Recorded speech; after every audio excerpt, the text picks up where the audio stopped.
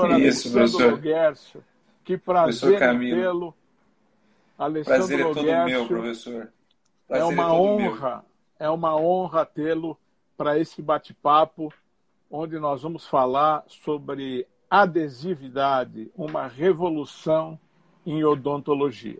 Então, estamos aqui para mais uma Curaprox Entrevista, que tem o objetivo, através de um bate-papo com os maiores nomes da odontologia brasileira, falar sobre temas atuais, sobre temas importantes da odontologia, engajados na filosofia educacional da Curaprox, de divulgar boa odontologia, de divulgar odontologia com embasamento científico para todos os nossos amigos e para todos os nossos seguidores.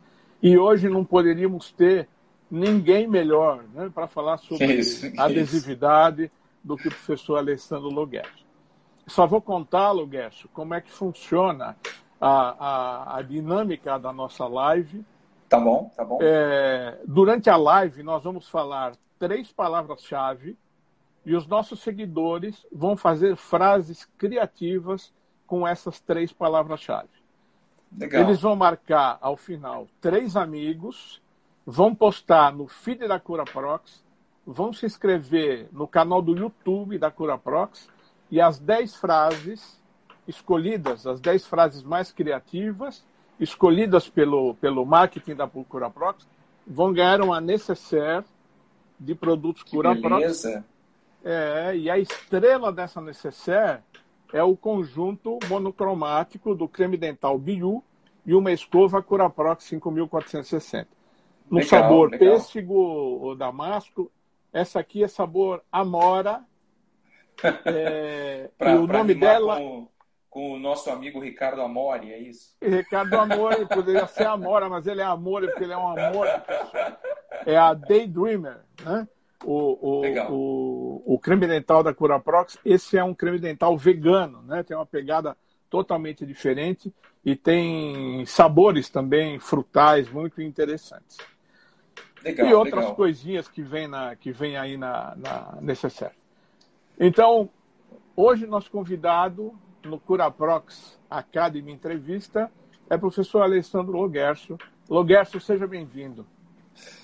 Obrigado, professor Camilo. Eu acho que a Curaprox, em nome, né, do nosso querido amigo Hugo Leugoi, me dá uma grande oportunidade de fazer um reconhecimento público à figura do professor Camilo.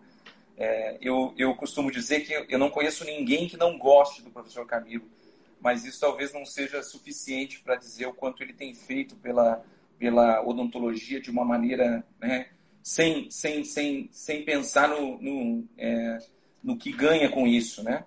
Para quem não sabe, eu conheci o professor Camilo no primeiro pôster que eu fui apresentar no SPPQO. Eu não vou falar quantos anos foi isso, eu não vou falar em que cidade que foi isso, porque isso faz muito tempo, né? Eu rememorei agora publicando uma foto quando eu tinha cabelo e tal, e estava, né? Como é que fala? Tinha sofrido uma lipoaspiração, como quem diz, né? Mas desde sempre, em todos os momentos que eu tive a oportunidade de ir ao SPPQO apresentar as coisas, uma das pessoas que, por pura coincidência, sempre me acompanhou, sendo avaliador, ou passando no pôster, ou indo lá, dando uma palavra de apoio para uma pessoa jovem, naquela época como eu, foi o professor Camilo, né?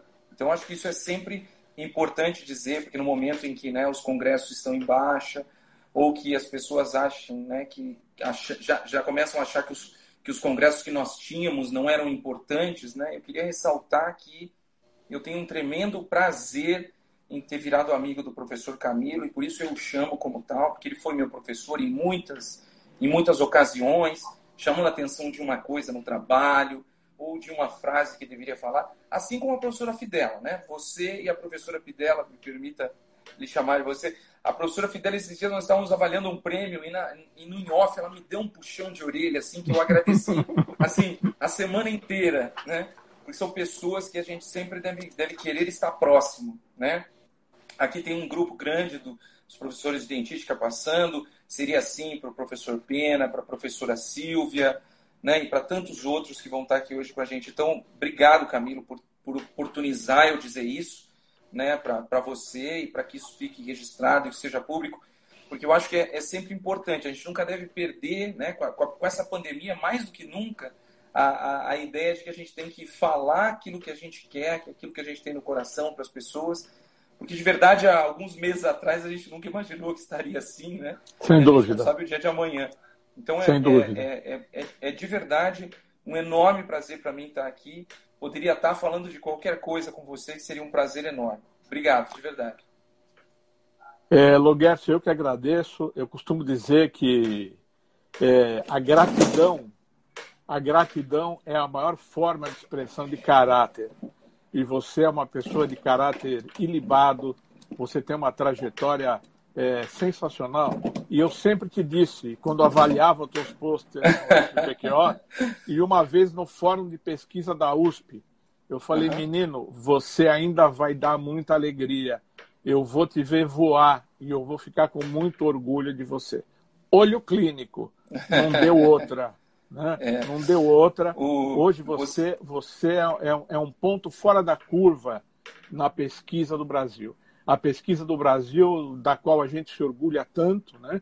Que é a segunda maior produção científica do mundo, ter um pesquisador como você, de expressão, que tem notoriedade nacional e internacional, tem redes de pesquisa pelo mundo inteiro, trabalha com o professor Jorge Perdigão, com qual nós trabalhamos também. Há muitos anos. Muitos anos, que é um pesquisador seríssimo também, faz pesquisa clínica, né? que com trabalho de uma credibilidade que valida as pesquisas in vitro, as pesquisas de bancada. Então, Alessandro, a honra é toda minha. Você que é um cara muito generoso, a honra é toda minha. Eu só vou falar um pouquinho do que é o Alessandro Loguercio, a formação dele. O Alessandro tem graduação pela Universidade Federal de Pelotas, em 94, fez especialização, mestrado na Universidade Federal de Pelotas, em 98. Conheci na época do doutorado na Faculdade de Odontologia da USP, né? Mais ou menos em 2002. Hoje ele é professor associado da Universidade Estadual de Ponta Grossa, onde nós temos grandes amigos, professor João Carlos Gomes, professor Osnara e outros tantos, e atua também junto ao mestrado, doutorado e ao doutorado de farmacologia também. Né? Autor de 4 livros. Só para vocês terem uma ideia da extensão do que é esse pesquisador, tem 460 artigos publicados. É pesquisador, é bolsista de pesquisa 1A do CNPq. Né? Membro do GBPD, claro, temos que nos orgulhamos, né? Sim, com muito orgulho. Membro do GBPD, membro do Grupo Brasileiro de Materiais Dentários, consultor da CAPES, da Fundação Araucária, é membro do corpo editorial de grandes periódicos internacionais, né? Revisor de grandes periódicos internacionais, enfim. Esse é o professor Alessandro Loguercio, com o qual nós vamos conversar hoje. Então, Alessandro Loguercio, oficialmente, boa noite, seja muito bem-vindo. E hoje vamos falar sobre adesividade, e nós batizamos o nome dessa live de uma revolução na odontologia. Né? E eu acredito que realmente foi uma revolução, né? Porque eu, inclusive, vivi tempos da odontologia onde não existiam, estavam iniciando os procedimentos adesivos. E eu vou ilustrar um pouquinho assim, só para contextualizar, para os mais novos terem uma ideia. Restaurações de classe 3, por exemplo, Loguercio, nós fazíamos assim. Restaurações de classe 3 amplas, com pontos de retenção feitos com uma broca esférica, 33, meio, 1, 2, unidos isso. Os 3 pontos nos ângulos triados por um sulco de retenção. Por quê? Porque não confiávamos, né? Não existiam materiais adesivos. O que existia era a resina composta pasta-pasta, ativada quimicamente, correto? E o agente de união era entre aspas, um adesivo que não era chamado de adesivo, que era chamado, por exemplo, o Adaptic, que foi o início, né, de ARM, ou seja, agente de retenção máxima, e que hoje o M serve para falar agente de retenção mínima. Né? Então, essa era a odontologia. Cavidades de classe 4, nós fazíamos uma perfuração na parede gengival, próximo da parede axial, e colocávamos um fio metálico em L, travado na gengival e na incisal. Para poder reter a restauração que é colocada. Exatamente, Loguer. Fazíamos a opacificação com algum tipo de material nesse metal e, em seguida, fazíamos a restauração.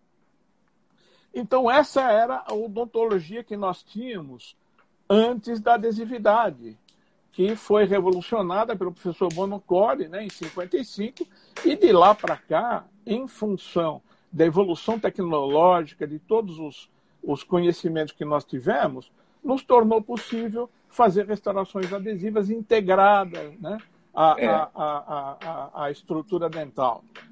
Lentes de contato, facetas laminadas, cimentação de pinos intracanal, etc. Hoje nos permite tratamentos de alta performance. Né? Então, essa é a revolução, né, que nós colocamos no tema. Né? Então, Loguer, bola com você agora. Eu acho que a palavra revolução, talvez para algumas pessoas seja um pouco forte, né? Mas a gente tem que entender que a restauração dos elementos, né, era uma característica própria da dentística. Sempre foi própria da dentística. Né? Nós somos da dentística, temos que sempre nos orgulhar disso. E de forma geral, quando não havia mais o dente, ou quando o dente estava severamente destruído, é que ele ia para a prótese. Com o advento dos adesivos, a dentística começou a pegar um pouquinho de cada lugar, né? Agora a gente tem que restaurar o dente tratado endodonticamente, às vezes com pino, outras não. Selamento dentário imediato, a gente foi invadindo a prótese. Preparos cada vez mais conservadores, restaurações livres de metal, ou seja, que tem que fazer uma cimentação adesiva. A gente foi botando um pezinho cada vez mais forte na odontopediatria, né? As técnicas de dentística hoje todas são usadas. A gente fez uma revolução na ortodontia, porque antes não se tinha adesivos para colar os brackets, como a gente vê hoje, os materiais adesivos para cimentar as bandas. Portanto, o desenvolvimento dos adesivos ou da odontologia adesiva, ela foi uma revolução no sentido de que ela, em todas essas áreas, de alguma maneira, elas foram influenciadas. De tal forma que hoje, eu costumo dizer, quando eu vou começar a aula de adesivo, que se tem algumas coisas, né? Tem poucas coisas que o dentista não vive sem. Né? No caso do dentista brasileiro, é um adesivo, um fotopolimerizador e um ácido fosfórico, né? Na dentística, ou seja, porque a gente ainda usa muito o ácido fosfórico em vários substratos, etc. Acho que talvez o ácido fosfórico seja o próximo que a gente possa pensar em revolucionar. Mas um adesivo e um aparelho de fotopolimerização, eles foram desenvolvidos dentro da área de dentística. Sem dúvida. Na área de materiais para dentística, mas quem usou por primeiro, né? Lembrando os pontagrossenses típicos aqui, que falam por primeiro foi a dentística. Fomos nós que, né, usamos o Nuvafil e assim sucessivamente até os aparelhos fotopolimerizadores chamados de multi-wave ou poly-wave. Então, de verdade, é uma revolução.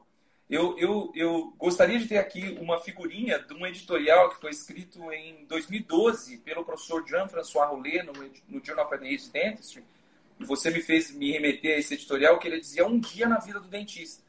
E ele descrevia 14 diferentes procedimentos em que a adesão ou os adesivos estavam envolvidos. Então, assim, a gente não tem essa ideia, né? A gente fica encantado por uma novidade, mas o que de mais interessante, impressionante aconteceu foi os adesivos. E acho que por isso que tanta gente fica motivada a querer estudar e a querer participar de coisas como essa, né? Sim, eu digo para os mais jovens, né, para quem está começando, para os alunos de odontologia, de pós-graduação, que hoje o dentista que não conhece a fundo a adesividade, ele não conhece odontologia.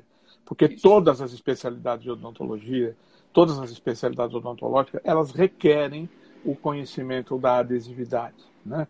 Porque essa tecnologia ela veio para tornar as restaurações mais conservadoras, mais longevas, mais estéticas, etc, etc, etc. né? Olha, a professora Estela Cossatz, A professora Estela Cossatz, nossa colega. Que prazer, competente, gentil, sempre nos recebe muito bem também lá em Ponta Grossa. Alessandro, eu preciso falar a primeira palavra-chave. Primeira palavra-chave, adesivos dentais. Ok? Então, primeira palavra-chave, adesivos dentais. E como nós fizemos aí uma historinha, né, da odontologia, contextualizando, os adesivos eles sofreram, né, nos últimos 20 anos, 30 anos, aí, uma evolução muito grande. E nós nominávamos os adesivos, inclusive, adesivos de primeira geração, adesivos de segunda. Hoje, eu acredito que não cabe mais isso. Alessandro, qual é a pegada mais lógica, mais científica, né, para que nós possamos nominar os adesivos hoje em dia? O que eles fazem em relação ao substrato? Como você conceitua isso? Assim, o professor Bart Van Beek publicou um artigo que está sendo bastante lido e citado agora em 2020, que ele nomeia de novo as gerações, né? Ele deu uma sobrevida para as gerações, especificamente chamando os adesivos universais de 8ª geração. Tá? Mas os adesivos universais sintetizam bastante o que nós temos de possibilidades. Nós temos uma possibilidade de condicionar esmalte e dentina simultaneamente através de um adesivo na técnica chamada autocondicionante, ou nós podemos condicionar esmalte e dentina simultaneamente com ácido fosfórico prévio a usar um adesivo, né, que é chamado de total wet ou de etch and rinse, dependendo de como a gente pode falar. A gente costuma dizer convencional só para diferenciar do autocondicionante. E esses dois adesivos, né, essas duas categorias, elas têm passos diferentes, né? Os mais antigos, não por isso piores, né? Mas os mais antigos de autocondicionante de 2 e convencionais de 3 passos, e mais recentemente, numa teoria mais simplificada, exatamente como os adesivos universais se colocam, né? A maioria dos adesivos universais do mercado são de frasco único ou podem ser usados junto com o ácido fosfórico. Eu acho que isso que sintetiza toda a classificação dos adesivos atualmente. Show. E eu coloquei aí para gente o professor Nakabayashi, né? Nakabayashi, que tem um estudo, né, a respeito da camada híbrida, tem um tratado, um livro, Hybridization of Dental Hard Tissues, né? Então, a camada híbrida, o tratamento da camada híbrida, né, também se alterou, né, com essa mudança de geração de adesivos. E muitas pessoas imaginavam que, por exemplo, o adesivo autocondicionante, por não fazer a remoção total da smear layer, ou por não gerar uma camada híbrida muito espessa, né, tivesse um resultado menos eficiente, e não é isso que acontece, né? Na verdade, eu costumo brincar, né, com os meus alunos da pós-graduação aqui, dizendo que a gente acredita muito na teoria do buraco, né? Quando a gente quer reter alguma coisa, a gente cava um buraco bem fundo, a gente tem certeza que vai ficar retido, né? E que se remete aos pinos ortodônticos em classe 4, ou às caudas de andorinha, etc., que fazem parte da história da odontologia, né? Mas a partir do momento... E o ácido fosfórico na dentina, ele se remete a isso. Eu uso o ácido fosfórico e eu desmineralizo tudo. Eu vejo os túbulos dentinários expostos, etc, etc. Agora, com o andar da carruagem, o que a gente passou a ver é que era menos importante a retenção mecânica, física em si, e era mais importante a retenção química que os diferentes monômeros funcionais que foram sendo desenvolvidos teriam a estrutura dentária. E é essa teoria por trás da formação da camada híbrida. O professor Nakabayashi foi muito feliz quando ele, ao fazer o primeiro adesivo dele, ele usava uma solução que não desmineralizava completamente a estrutura dentária, que tratava superficialmente ela para interagir com o adesivo. Não por acaso, né, o Japão é o berço dos autocondicionantes e da odontologia adesiva moderna, né? Então, eu acho que é essa característica. A gente precisa avançar um pouquinho no sentido da gente se colocar, lembrar do nosso secundário, né, do ensino médio atual, quando a gente aprendeu de ligações químicas, a gente aprendeu que tantas coisas poderiam ser melhores se fossem químicas, etc. E a partir daí, a gente encarar esse novo movimento que tem acontecido com os adesivos, especialmente, né, com a popularização dos sistemas adesivos universais, que no bojo sistemas adesivos autocondicionantes, mas tem monômeros com grande afinidade pelas estruturas dentárias e estruturas metálicas, né? Então, eu acho que essa é o foco do que a gente deveria imaginar do que seria a odontologia adesiva atual. Alessandro, nós desenvolvemos linhas de pesquisa aí em função do estudo da longevidade, da integridade da camada híbrida. Então, tivemos uma época, inclusive, grupos nossos mesmo, estudando as metaloproteinases. Como é que nós estamos nisso? A evidência científica mostrou que isso já não é mais assim, em função dos autocondicionantes. Qual é a tua visão? Essa é uma pergunta muitíssimo interessante, muitíssimo complexa. Na verdade, a teoria das metaloproteases na dentina, a exposição das metaloproteases pelos procedimentos adesivos, foi um paper publicado em 1999 pelo professor David Pashley, que é uma das pessoas mais importantes na área de odontologia adesiva em todos os tempos, né? Vivo, né? Ou seja, não só entre todos que já passaram, mas o professor David Pashley está aposentado, mas ele continua entre nós. E ele mostrou que quando a gente agredia a dentina, e quanto maior essa agressão à dentina, mais metaloproteases eram liberadas, o próprio corpo, o próprio organismo passava a digerir fibrilas de colágeno e estruturas que não estavam adequadamente mineralizadas naquela região. Apesar de isso ser uma teoria plausível, né, e haverem muitos estudos mostrando isso, inclusive estudos com inibidores de metaloprotease, mostrando essa inibição das metaloproteases. A gente acabou de publicar um artigo junto com o professor Lourenço Breschi e com todo o grupo de Bolonha, com o professor Franklin Tay, mostrando que a clorexidina ficou na camada híbrida depois de 10 anos, ou seja, que de verdade a gente consegue inibir essas metaloproteases, mas infelizmente, e eu digo infelizmente de forma feliz, né, até hoje nenhum estudo clínico conseguiu demonstrar que a degradação da camada híbrida clínica, ou seja, que caíram restaurações por causa de uma degradação devido à atuação das metaloproteases. Então isso é muito importante, ou seja, estudos clínicos de diferentes lugares do mundo, estudos feitos em São Paulo pela professora Maristela, no Ceará pelo professor Vicente Saboia, em Santa Catarina pelo professor Neymar Sartori, que agora está nos Estados Unidos, ou seja, vários estudos no Brasil, em vários lugares, com acompanhamento de até 3 anos, não conseguiram mostrar isso. Então a gente está num fio da navalha, ou seja, grande parte das pessoas tem questionado essa teoria no seguinte fato de que ela precisa ter alguma expressão do ponto de vista clínico, porque do contrário a gente está adicionando um problema a mais, né, que é tratar as metaloproteases durante o procedimento adesivo para poder melhorar essa longevidade de união. Uma vez eu fiz essa mesma pergunta ao professor Léo Tchader, né, que também é um estudioso, né, quando ele esteve aqui no Brasil, esteve na nossa pós-graduação, e ele me respondeu mais ou menos o que você falou. Ele falou, estamos estudando muito, mas ainda nos faltam algumas evidências clínicas. Né? Ou seja, então, é mais ou menos o que você disse. Na área de... Quando você olha as metaloproteases em tecido mole, né, em periodonto, ou quando você olha a expressão das metaloproteases num tecido cariado, que é aquela massa, né, toda cheia, você tem uma quantidade de metaloproteases absurda. Mas a gente está falando de um condicionamento com ácido fosfórico que desmineraliza 7, 8, 10 micrômetros, né, assim, por poucos segundos. Mesmo assim, existe a tendência dos autocondicionantes, que é não desmineralizar nada.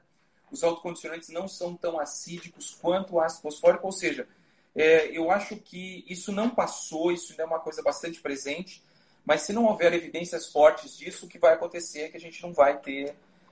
Isso vai ser que nem... o professor Perdigão já falou, que nem o glutaraldeído para diminuição de sensibilidade pós-operatória, ou o hipoclorito, né, para melhorar a remoção de colágeno, ou seja, que ele chamava de água sanitária ou lixívia, né? Isso.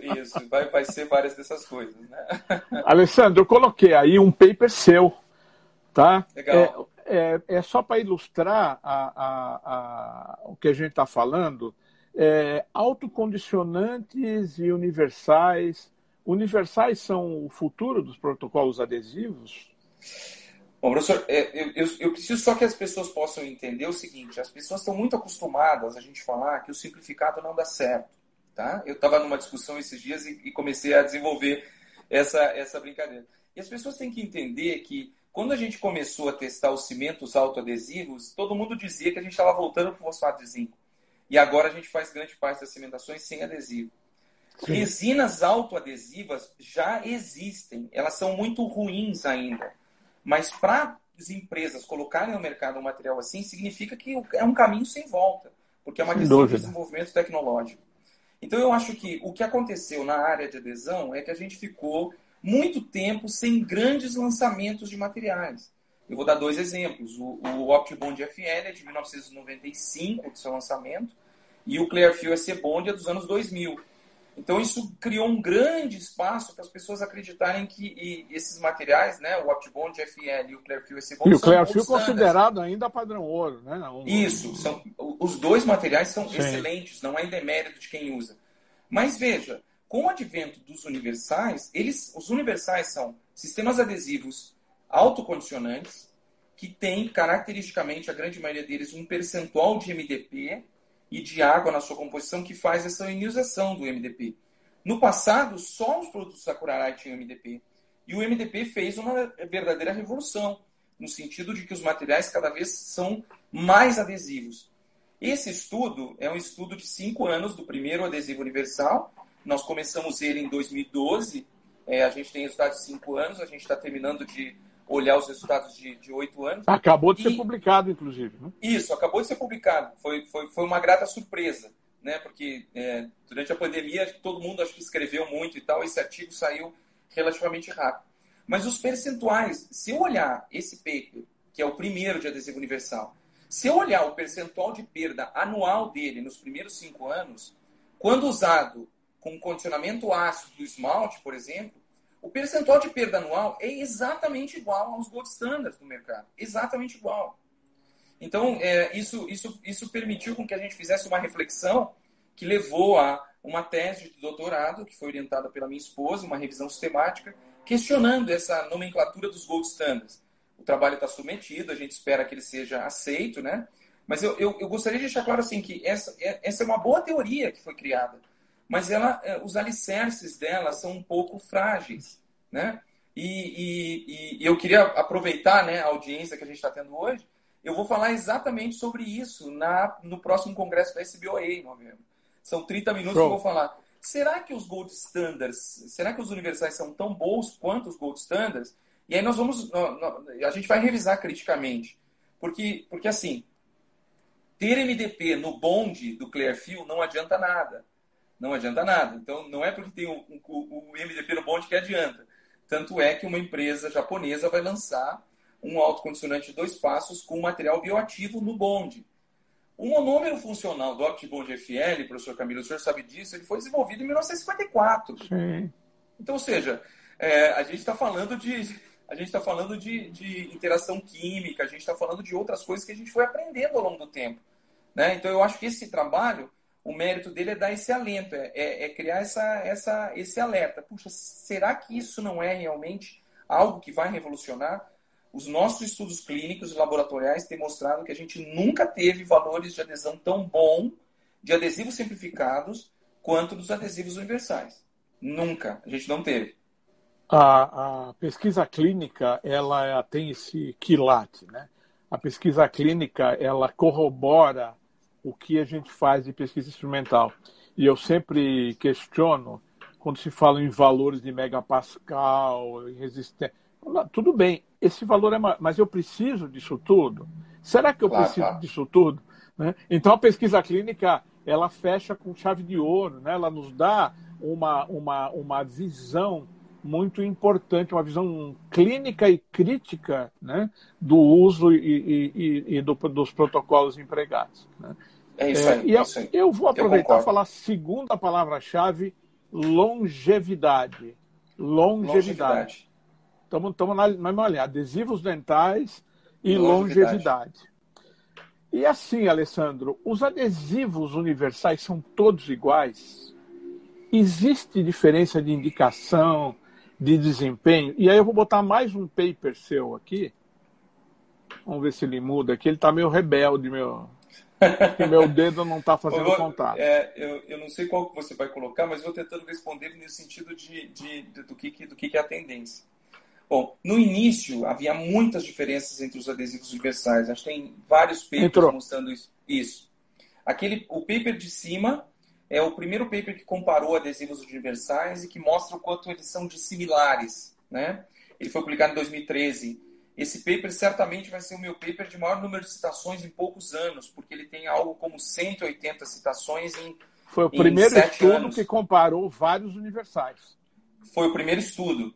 E esses adesivos universais desse momento para o de hoje já são bastante diferentes, já houve evolução, apesar da gente não comparar essas gerações. E o paper de baixo isso é uma academia de odontologia adesiva, né, mundial. Ela faz no periódico que ela cedia, que é o Journal of Adhesive Dentistry, ela faz uma coluna e que ela trabalha com vários procedimentos que ela quer recomendar para o clínico. E eu tive a felicidade, enorme felicidade, do professor Jorge Pedigão ser convidado e me convidar para escrever com ele. E aqui está tudo como usar um protocolo adesivo para usar os adesivos universais. Isso está publicado em 2014, professor Camilo, mas até hoje isso é bastante preciso. Na verdade, esses dias eu estava revisando porque tinha que responder uma carta, né? E queria dizer há quanto tempo esse protocolo está estabelecido. Mas, assim, voltando à nossa ideia inicial. No início, haviam muitos adesivos universais sem MDP. Agora, a grande maioria deles tem. Ou seja, isso se padronizou. No início, nós tínhamos adesivos com diferentes acidezes. Né? Nós ainda tínhamos adesivos com pH moderadamente ácido. Hoje, a grande maioria dos universais são pH leve ou muito leve. Ou seja, uma faixa de pH entre 2,5 até 3,3. Tudo bem? Isso significa que ele tem uma concentração de MDP, uma quantidade de água que permite uma ionização adequada. E para minha felicidade, em especial, a grande maioria deles é a base de etanol, ou seja, uma blenda de água com etanol. Né? Eu sempre fui muito crítico com relação à acetona, porque acho que isso é muito complexo para o clínico poder aplicar. Né? Ou seja, há uma faixa, a gente chamava isso no passado, de uma janela da oportunidade muito pequena para adesivos à base de acetona conseguirem fazer a interação adequada. Né? Então, para clínicos muito experientes e que sabiam fazer a aplicação, os adesivos com acetona poderiam funcionar. Mas a tendência do mercado não é essa. E isso torna com que, apesar de nós tenhamos frascos diferentes, etc., a gente consegue ter um procedimento mais padronizado. Né? Alessandro, o protocolo adesivo é uma dúvida de muitos colegas, né? Que muitas vezes não conseguem assimilar as diferenças de aplicação de protocolo entre os adesivos e que isso faz diferença no resultado final. Por exemplo, a quantidade de adesivo, a aplicação ativa ou não ativa, o tempo de espera para a fotoativação, etc. Então, aqui eu coloquei umas imagens, né? Mostrando, inclusive, eu vou voltar para uma das imagens, a quantidade de adesivo, porque a gente tem notado que alguns colegas colocam quantidades exageradas, praticamente restauram, né, parcialmente a cavidade com adesivo. Então, gostaria que você falasse um pouquinho sobre o protocolo e as diferenças de protocolo para os determinados adesivos. Ok. Bom, a quantidade de adesivo é sempre uma mística, porque isso vai de acordo com esse gotejamento do brush e com o brush que você tem. A melhor forma é você gotejar num dappen ou num casulo específico para adesivo, e aí você pega o seu brush, e aí você olha exatamente o brush como está aqui. Essa foto está muito feliz. Você vê o brush está úmido, ele está molhado, significa que ele tocou em alguma superfície úmida, que a gente quer crer que seja o adesivo, mas eu tenho uns pelinhos para fora. Né? Exato. Esses pelinhos para fora significa que eu tenho uma quantidade que vai ser correta para ser aplicado. O tamanho do brush está adequado. Nesse brush, a única coisa é que o pescoço dele é pequeno. Né? Eu diria que quando você for fazer força, talvez ele deforme. Então eu tenho que ter um pescoço um pouquinho maior para fazer uma força e poder aplicar esse adesivo com bastante força. Nesse caso aí, especificamente, eu deveria fazer bastante força em áreas onde eu não enxergo bem, porque aí eu não sei quantidade de umidade, se eu deixei ideal ou não, se eu deixei mais seco ou menos seco. Então eu deveria caprichar nessa parte. E no caso de uma cavidade classe 2, a parede cervical é a primeira parede que Sim. sem esmalte ou com uma borda pequena de esmalte vai ter o problema. Né? Então aí é onde eu deveria caprichar em fazer essa agitação com bastante força. E é um lugarzinho que tem bastante chance de ter falha, né, Loguesso? Inclusive, muitas vezes, pela dificuldade de acomodar o material e da dificuldade, dependendo do fotoativador, da luz alcançar essa região. A gente está trabalhando com diferentes fotopolimerizadores para aplicar aí, mas essa é uma área que ainda carece muitos estudos. A gente não dá muita bola para isso. Mas assim, quando eu coloco a matriz e eu vou aplicar o adesivo depois, eu tenho que ter um sobrecuidado enorme em remover o excesso de adesivo. Sim. O adesivo tem grandes quantidades de solvente, então eu tenho que cuidar. Se eu não uso a matriz, pior ainda. Pode ser que grude do outro lado, na hora que eu polimerizo, eu tenho que... Ou seja, é uma área muito sensível. Então, se eu tivesse que dizer, um calcanhar de Aquiles da aplicação do adesivo é essa caixa proximal, exatamente como o senhor está mostrando aí, professor. Isso é muito complexo de fazer. Então, se eu tivesse que perder tempo no momento de aplicar, eu perderia tempo aplicando o adesivo com bastante força, olhando da melhor forma possível para ver se eu consigo deixar com o mínimo de solvente nessa região. Perfeito, Alessandro. Uma questão agora mais moderna, né?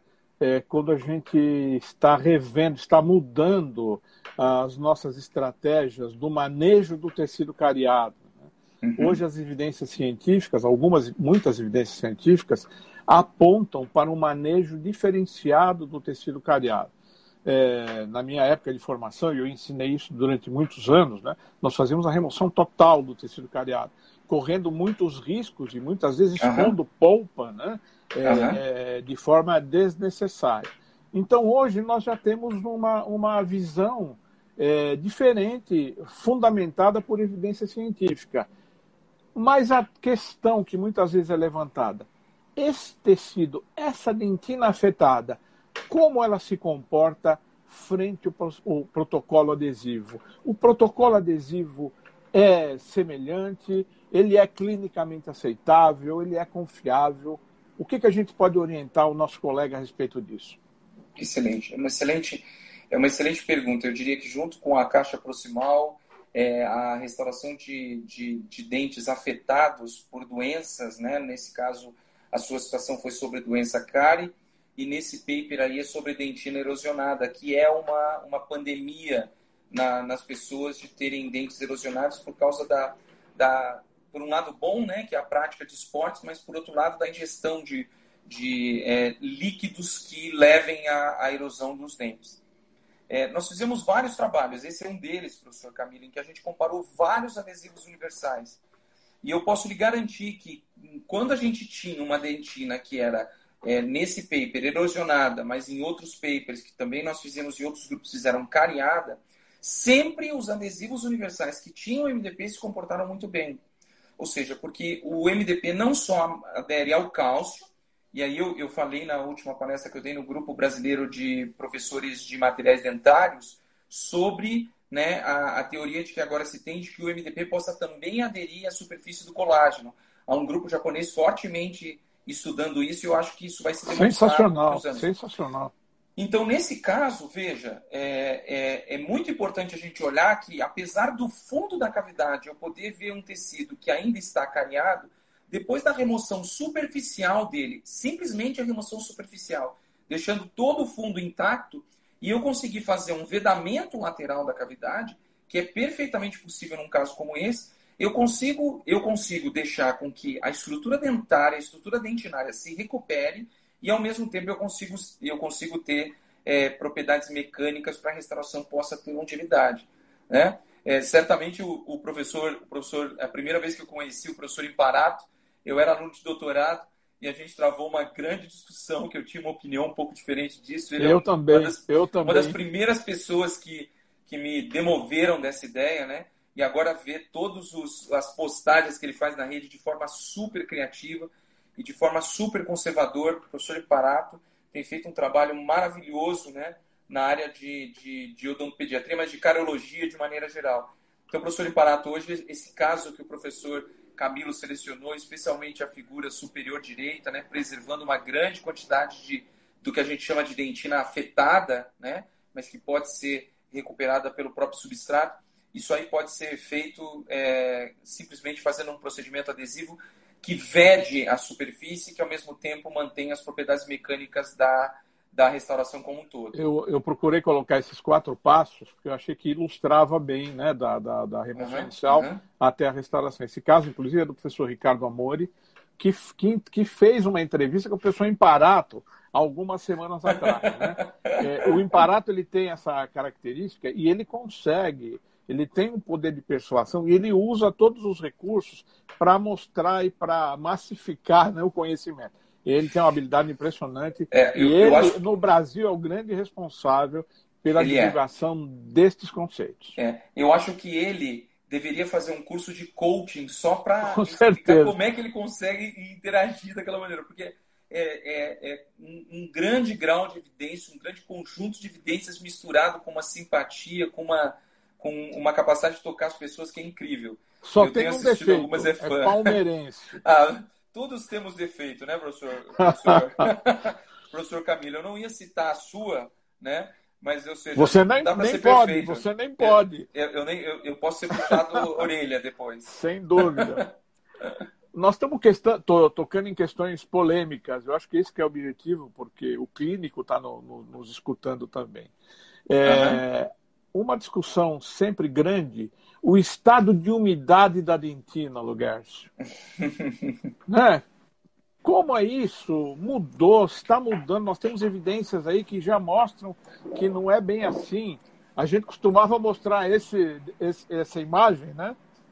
Para falar, olha, não é nem muito lá, nem muito cá.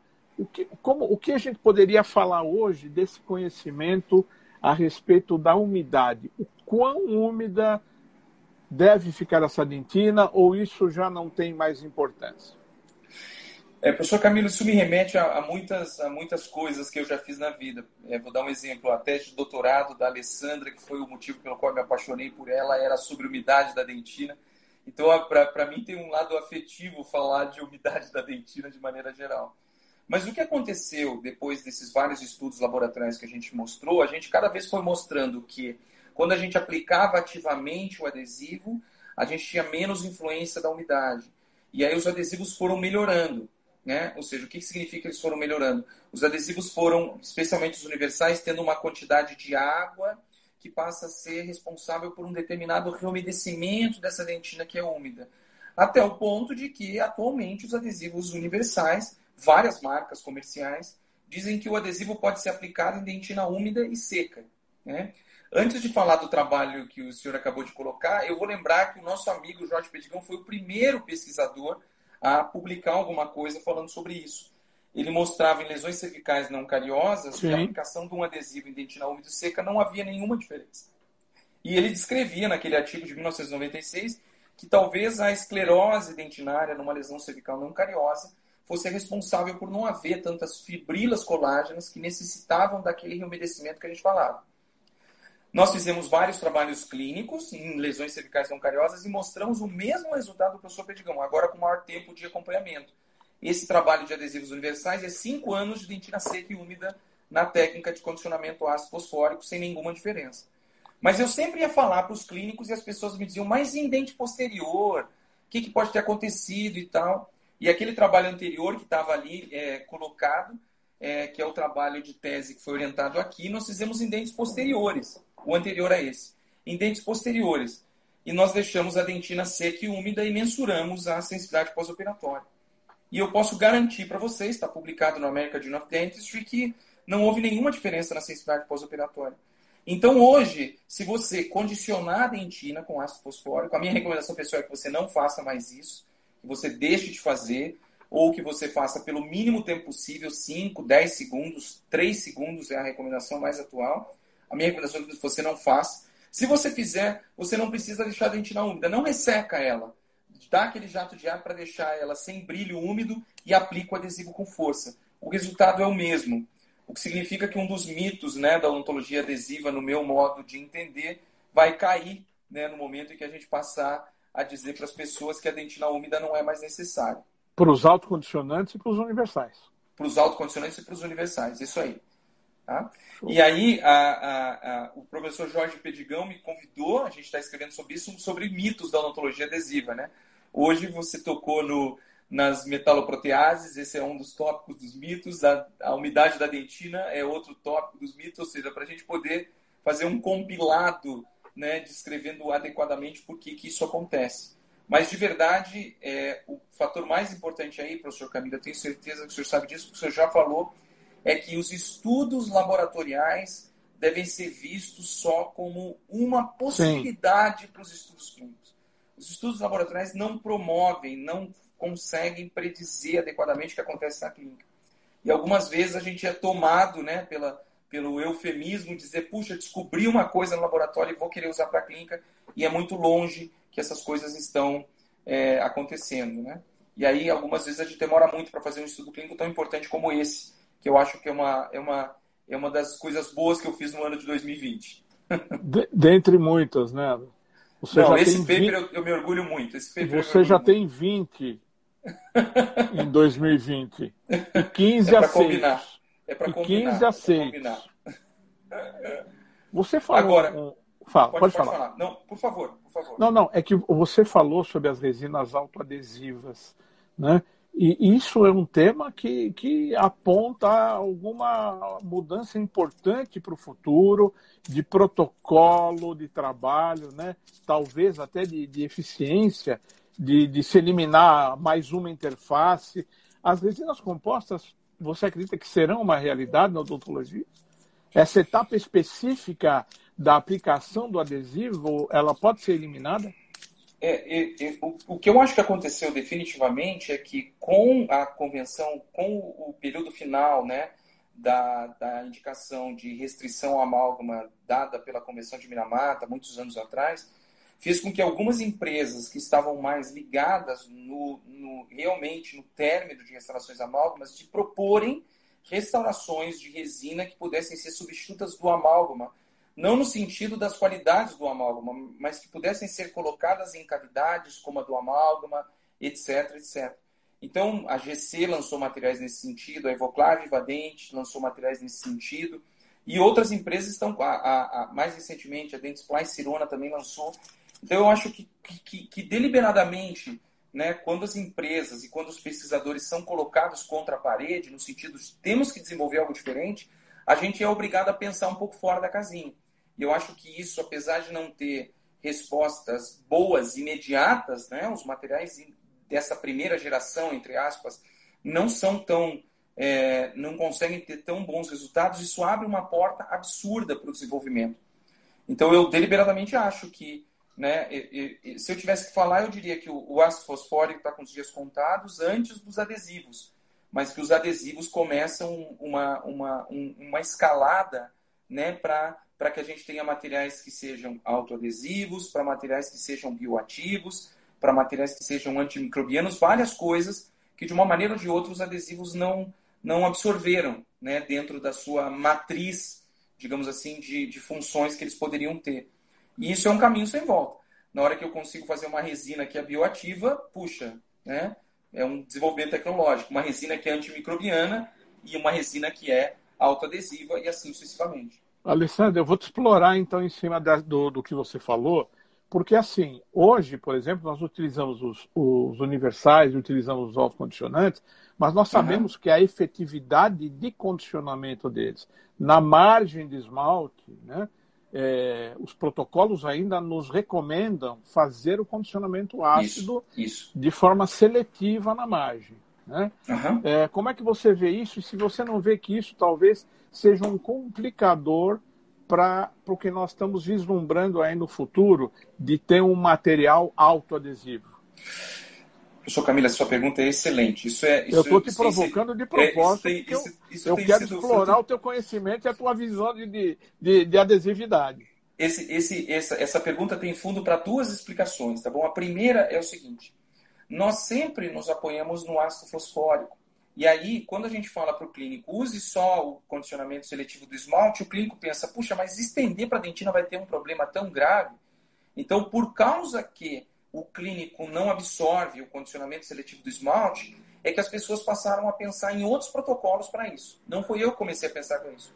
Mas para os adesivos universais, nós já testamos biselar a superfície de esmalte, ou seja, fazer o que a gente chama de esmalte ground, né? Ou seja, desgastar superficialmente, isso melhora a interação. Segunda técnica, aplicar o adesivo ativamente. Era uma técnica muito antiga, se dizia que não se devia aplicar ativamente os adesivos em esmalte, a gente reviu isso, e recentemente está consolidado. Ou então aplicar os adesivos por mais tempo. Então, ou seja, eu tenho outras opções ao ácido fosfórico, mas eu continuo imaginando que o ácido fosfórico é importante. Me permita um breve senão nisso. Claro. Todo mundo fala dos resultados de 13 anos do Clearfield SC Bond. 13 anos do Clearfield SC Bond. Tá bom? Que foi feito pelo grupo de Leuven, um grupo que eu respeito demais. Mas o resultado de 13 anos é usar o ácido fosfórico no esmalte ou não usar não teve diferença. Não teve diferença. E as pessoas interpretam assim, é melhor usar o ácido fosfórico no esmalte. Então eu acho que a gente já tem bons indícios para tentar driblar um pouco esse ácido fosfórico. Por outro lado, para as pessoas que são fanáticas, né, pelo ácido fosfórico, como essa degradação na superfície dentina tem sido motivo de muitos estudos, várias empresas começam a lançar ácidos alternativos para condicionar a dentina. De novo, a Ivoclar tem ácidos alternativos, a Dentsply tem, a GC tem, ou seja, está assimilando a dentina como o professor Nakabayashi, que adequadamente você citou, ou seja, vendo a dentina não com um substrato que vai causar buraco, mas de interagir quimicamente com a superfície. Então, se eu tivesse que dizer, eu diria que nos próximos anos, a literatura deverá demonstrar cada vez adesivos mais propícios para se aderirem, né, aderir mais ao esmalte. E aí, com isso, a gente vai melhorar a união. Veja, o MDP adere ao cálcio. Então, o cálcio, ele adora esmalte mais do que dentina, né? A gente só precisa achar concentrações ou formas de aplicação para que ele faça uma grande interação sem a necessidade de esmineralização. Para quem é clínico, por favor, não deixe de fazer uso do ácido fosfórico, tá bom, professor Camilo? Sim, a gente está falando de áreas borderlines, né, que precisam ser investigadas ainda. Esse slide do professor Camilo é a recomendação atual e é a que você deve usar se você tem um adesivo universal no seu consultório. A gente sempre considera, né, que o que vai acontecer sobre o substrato depende da concentração do ácido, do tipo de substrato e do tempo que ele vai ficar lá também. Né? Isso. Pode mudar tudo. Se você usa 2 segundos, 5 segundos, ou você usa 30 segundos, a diferença é brutal. E eu lembrei de uma frase de um grande alquimista químico chamado Paracelso, que ele falava que toda substância química pode ser remédio ou veneno. Depende da sua concentração e da sua forma de aplicação. Exato, né? exato. Então Veja, é por aí a coisa. Nós temos que chegar no ponto certo.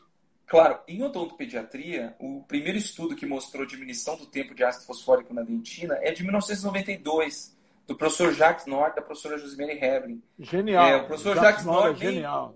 O professor Jacques Nord nem trabalha mais com isso, mas é uma aplicação no JDR que fez uma enorme diferença para as pessoas pensarem um pouco fora da caixa. Isso é 1992. A gente passou um longo tempo imaginando coisas e tal, e agora parece que a tendência fortemente é essa. Existem 2 papers publicados sobre isso, de 2 grupos importantes da literatura, e o nosso grupo tem feito um trabalho, foi uma tese de doutorado, que eu tenho que terminar de acertar o paper, mas que mostram também que diminuições do tempo de condicionamento ácido sobre a dentina fazem melhor para a dentina do que a gente poderia imaginar. Né? Então, eu acho que é isso. Agora, eu tenho certeza que o professor Hugo Leogói, o professor Ricardo Amori, o professor Camilo Anawati e tantos outros, né, que estiveram junto com o senhor durante todo esse tempo, já não gostavam de condicionar a dentina ou já achavam que não era melhor fazer isso. Mas daí a convencer a massa de clínicos todos e tal, isso vai um longo tempo ainda. Né? Luguércio, que aula, rapaz. Nossa, nós passamos aí 56 minutos e acho que cumprimos totalmente o nosso objetivo, né? De falar para o clínico, de falar para o profissional cirurgião dentista, para o acadêmico de odontologia e para as pessoas em geral, mostrando, né, aonde nós estamos, a evolução que nós temos nessa área e com embasamento científico, né, mostrando os seus papers, os seus trabalhos. Aqui, tudo que foi falado com base científica. E essa é a nossa intenção sempre, né, Não, eu faço assim, dá certo. Não, é base científica. Isso é que orienta hoje a odontologia responsável, a odontologia bem feita, a odontologia centrada no bem-estar do paciente, na geração de saúde do paciente. Foi sensacional, Alexandre.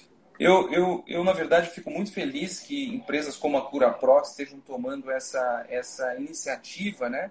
Porque algumas vezes o mundo de congressos, de palestras, ele é muito permeado pelas empresas. E a gente tem que sempre colocar, né, os conflitos de interesse que cada um passa a ter por ter feito uma determinada consultoria ou por ter feito determinado paper. Ou seja, as relações financeiras com as empresas não devem ser nunca motivo de demérito, né? Países que conseguiram associar bem, né, as instituições públicas com a iniciativa privada foram países que são grandes, né, no sentido de, de desenvolvimento. Mas eu acho que a CuraProx, ao permitir esse espaço, que a gente fala de temas que não dizem respeito diretamente a pastas de dente ou a cremes de dente, etc., ela cria um espaço muito interessante para isso. Então, de novo, eu queria poder agradecer a você, que é do time CuraProx, né, mas ao Hugo, né, ao Hugo que tem liderado isso, ao professor Hugo Leroy, que puxa, que tem todos os méritos de ter percebido isso antes, né, na formação do grupo do CuraProx Academy, que eu sou fã, e também agora das lives, para que a gente possa falar um pouco de odontologia baseada em evidência sobre um tema que não diz respeito diretamente a escovas de dente e cremes Alessandro, eu, em nome do Hugo, em nome do CuraProx Academy e dos 8, né, docentes que trabalham, que fazem esse trabalho educacional, que tenho que te agradecer pela sua generosidade e por você compartilhar esse conhecimento com a gente.